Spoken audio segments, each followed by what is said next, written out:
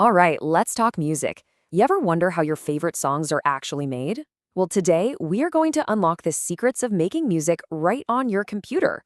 We're going to go from the absolute basics all the way to producing some awesome tracks using the exact same device you're watching this on right now. Let's get into it. I mean, really, have you ever stopped to think about that? You hear these huge, epic songs with tons of instruments, and you probably picture this giant recording studio, right? But here's the wild secret. So much of that magic, it's happening inside one single laptop. Today, we're pulling back the curtain, and I'm going to show you exactly how. Okay, so to start making any kind of music, you need a home base, a creative hub, your own personal workshop where all the magic is going to happen. And in the world of digital music, this place has a pretty cool name. And that is your digital audio workstation, or for short, everyone just calls it a DAW. Now, the best way to think about a DAW is like, creative mode in Minecraft? It's your world. You've got all the blocks, all the tools, all the resources you need to build whatever you can possibly imagine. Your DAW is exactly that, but for music. It's where you'll record, arrange all your sounds, and piece together your entire song. So, you've got your creative hub, your mission control. But what about the instruments? This, my friends, is where the fun really starts. Welcome to your unlimited sound arsenal, where you can get your hands on basically any instrument you can think of, instantly. These are called virtual instruments, and they are these super powerful pieces of software that can perfectly copy almost any instrument in the entire world. We're talking a grand piano, shredding electric guitars, booming drums, a whole orchestra, you name it. You don't need the real thing anymore. With these, you, by yourself, can sound like a full band. It's kind of nuts. Okay, but how do you tell these virtual instruments what notes to play? Well, that's where something called MIDI comes in. Now, the most important thing to get about MIDI is that it isn't sound. Not at all.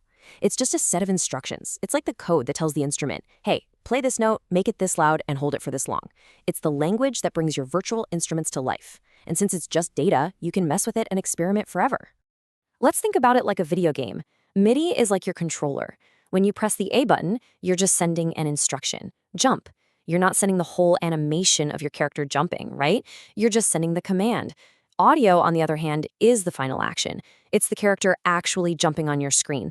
And that's why MIDI files are super tiny and crazy easy to change, while audio files are bigger because they're the finished product. So let's see how this actually works. It's a really simple four-step process. First, you create the instructions. You can do that by playing a keyboard or even just drawing the notes into your DAW. Second, that creates the MIDI data, the commands. Third, you tell that data which virtual instrument to control, like, say, a piano. And boom, step 4, the virtual piano follows your MIDI instructions and makes the sound. Simple as that. Now, you don't always have to create every single sound from scratch. Just like you might use pre-made stuff in a game or a video edit, you can build your tracks using ready-made sound blocks. Let's look at 2 super popular ways to do this. First up is sampling. This is basically taking a little piece of any audio in the world and using it in your own song. I mean, any audio. It could be a drum beat from an old song, a cool line from a movie, or even a weird sound you recorded on your phone. You know how you can grab a sound from a TikTok and remix it into your own video? That's sampling. And then there's looping.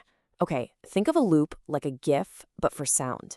You take a short little musical idea, like a 4-second drum pattern, and you just repeat it over and over and over. That creates the whole foundation, the whole groove of your track. So many hit songs are built on just one simple, catchy loop. All right, you've got your parts recorded, your samples are chopped up, your loops are laid down. Now it's time to make it all sound professional and awesome. This is where we apply the final polish, where you really add your own unique style. First up is audio editing, and this is exactly what it sounds like. If you've ever edited a YouTube video or TikTok, you already know how to do this. You can cut out your mistakes, you can copy and paste the best parts, move whole sections around, and get everything timed up just perfectly. It gives you total control to build the song exactly how you hear it in your head. But what if you want a sound that nobody has ever heard before?